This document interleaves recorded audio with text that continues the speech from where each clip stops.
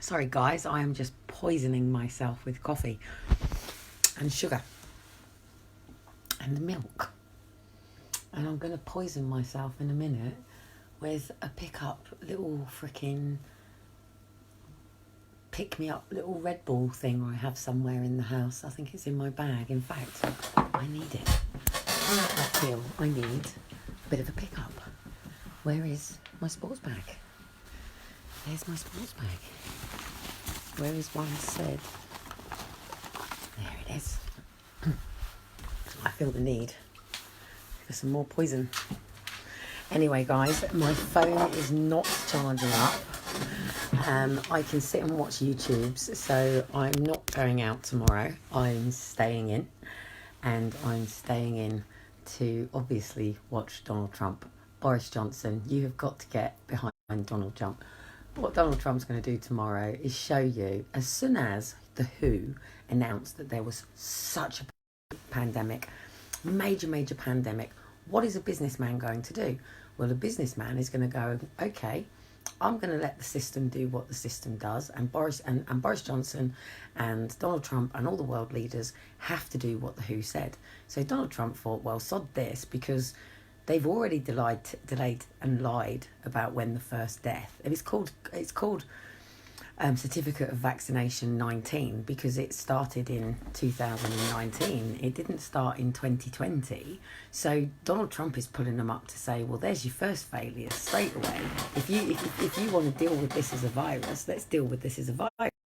So what he's gone is he's spoken to the greatest people in the world on dealing with such a business and a manager of a country does, or of any business, and he's gone and he's literally had all of the supplies done to not just his own country, but he's made sure that it's available to everybody around the world. And as long as they all pitch into providing their own countries with this equipment, they have all the equipment that they need to deal with this. But he's going to show you it wasn't even needed because there isn't a pandemic. The media have been fear-mongering people. The media have been manipulating people.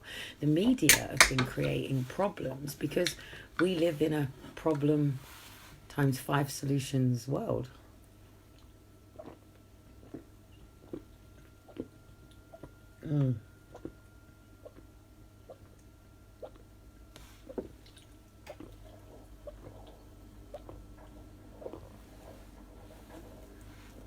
Don't you just love this shit you put in your body? Like, seriously?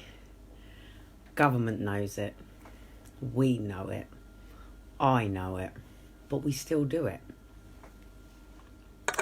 So, rather than sitting us all in our houses while Bill Gates goes over to Nigeria, Ethiopia, all the West African countries, and goes and tests his little vaccination on everybody and sees how many people, are okay with it before he comes over to us Westerners and packages it up in a nice little box and delivers it to us, so we all go and line up for our vaccinations so we can go back to work. And yeah, that's really the solution. Hey guys, how about our government talk to all of our local farmers and get nice little packages of boxes made up for every single person in the UK, and show us that, one, get rid of your microwaves, they're shit. Why don't we have some basic cooking lessons, hey? So why doesn't government turn around and go, right, people, we've spoken to all the farmers, we have distributed to every family fruit, vegetables, we've given you juices, we have provided you with even land within your own communities, and if you've got a garden or whatever, but for people who are in flats, we've provided you with the local community gardens. here is all of the seeds for you, and we're going to show you and teach you how to do this, and we're going to focus on you eating your greens. And guess what, people? If you don't eat your greens, you're not coming back out of your houses, and we're going to get you up in the morning, and you're going to have a nice, proper, healthy breakfast, and we're going to teach you about having a grapefruit in the morning, why tea and coffee is really, really bad for you, and why you don't want to have sugar. And actually, you're going to go to work and you're going to do what you love, and we're going to help you. And guess what? When you have your lunch, if your plate is not full, the other way around. If you've not eaten your greens, you don't go back to work. But hey, hang on a minute. No, there's such a better way, isn't there? I've completely forgot. Eating greens is just not the way for health, is it? Having a chat and a conversation with your dad and your mum about a couple of little bits of stress is just not classed as counselling. There's a conflict of interest talking to your mum and dad about a couple of the interests, because we got to talk to the therapists, haven't we? We got to talk to the professionals. Hang on a minute. But it's depression. Give the girl a pill.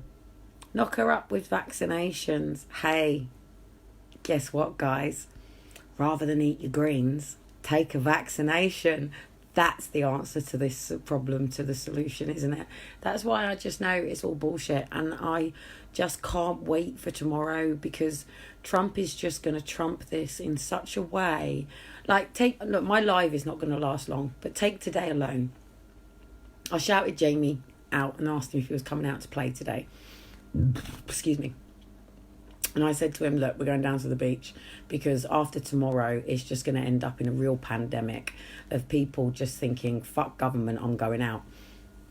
And I don't want to be involved in this. So I want to be in for the next 2-3 days while people just, because the death rate of everything will just go up, because people will forget that basically what government are teaching you to do is, that pasta that you're all eating and causing constipation, and then you're having these really bad shits, and that toilet paper that you might be starting to run out of now, that causes more infections than anything. And did you know we were taught at primary school to do something so damn important, that we've all got to be locked in our house to just be reminded that when you go to the toilet, wash your hands afterwards, because it stops spreading germs and bacteria that make people sick, yeah?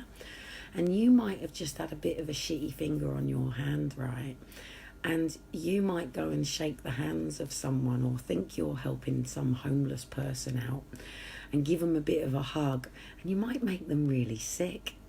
So anyway, today I wear, for those, I don't know where it's gone, it's I think it's in the hallway, I wear when I'm out and about, sunflower chain. It basically says that I have a hidden condition you can't see. So prior to going down to the sea, we stopped off in Co-op, and I just got the boys just bits of water and things like that. While I was in there was 2 carers in there whinging about, and they were fuffling around and totally together, and they were basically just whinging about being carers. Arthur's fucking whinging about blah blah blah, I've got to wipe someone else's asses and stuff like that. I love carers, by the way. I got to university because of my 2 carers, who became 2 of my best friends, but they enabled me, they didn't disable me, and they believed me and believed in me. Carers are a vital duty to communities, but it shouldn't be about wiping people's asses and making sure they can give somebody a piece of toast for their breakfast in the morning and lift them off a commode. It's about giving people life. It's about bridging people when they're down. And the saddest thing about it is they were stood with unnecessary items, by the way. They were stood getting a couple of ice creams, and they were stood in the queue. And they were a little bit sort of bitchy, but it was fine. And there was this gentleman in front of him, and bless his cotton socks, right?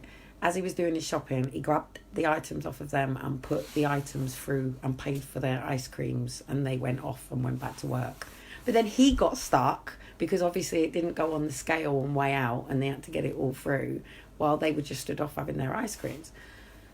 So anyway, I was down at the beach, and then I decided that I really wanted my phone on, so I wanted to go move the car down. And I'd just been having a conversation with this guy who had a van down there, and he's called the Music Autistic Man. And he's given me this amazing CD that he put together of everybody of homeless that he put together, and then people who are autistic that he's put an album together. And I'm going to do some, he's offered to do some work with Dean, because people don't realise Dean is high autistic level.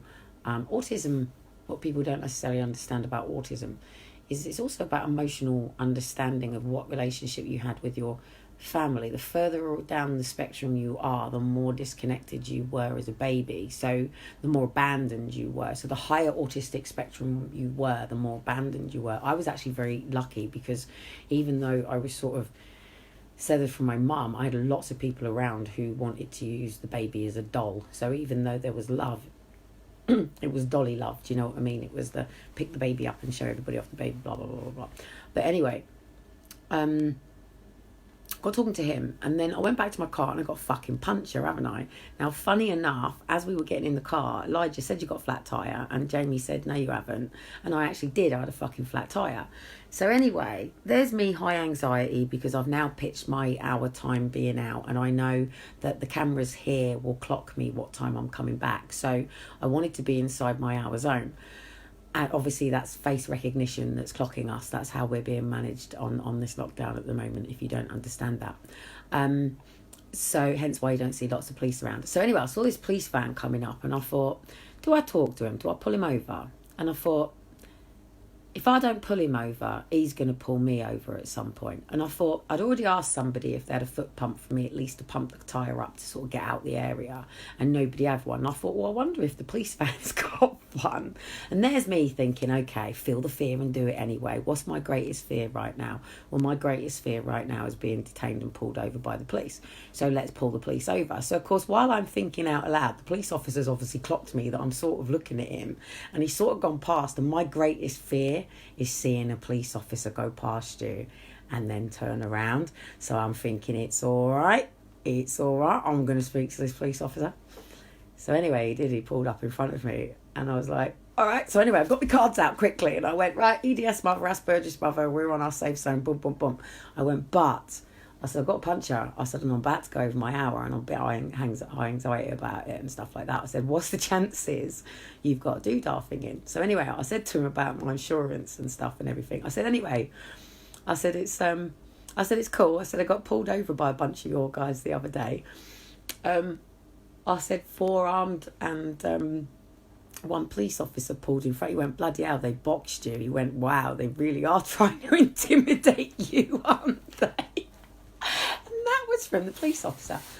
So anyway, I proceeded to speak to the police officer, and I sort of said, look, while I've got you here, I said, I sort of want to, feel the fear and do it anyway. And I spoke to him about the situation here, and I said, look, I was high anxiety, a fear of you obviously coming through, especially when the cement people are out here today.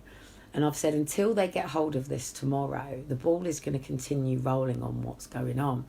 And we sort of got quite into depth on lots of different things that were going on and things like that. And he said he's not busy, but ambulance people are busy. I said, but do you not think ambulance people are busy because of the amount of people that are wasting ambulance times that are usually sitting in A&E busy? So how can you really truly measure this? So then he said his friend died last Saturday of the coronavirus. And I said, died of the coronavirus or died of actual respiratory? He said, no, he didn't die of respiratory. I said, so how did he die of the coronavirus then? And I keep asking people this exact question. When people say to me, I know somebody who dies of coronavirus, I've started to say, I wonder what their last words would have been before their last breath. Oh no, there wasn't any respiratory problems. Well, hang on a minute. If there wasn't any respiratory problems, how can you say this is systematic of coronavirus? So anyway, I managed to get home, and my car's just out there. Obviously, I've done what I've done. I can't... Hang on 2 seconds. I don't know how long my battery's going to last. Yes, darling. Hello. I'm going to have to cut off and come back, guys. I've got a couple of things that I really, really need to tell you about, because it's quite interesting. I'll see if I can come back on and get a little bit more battery.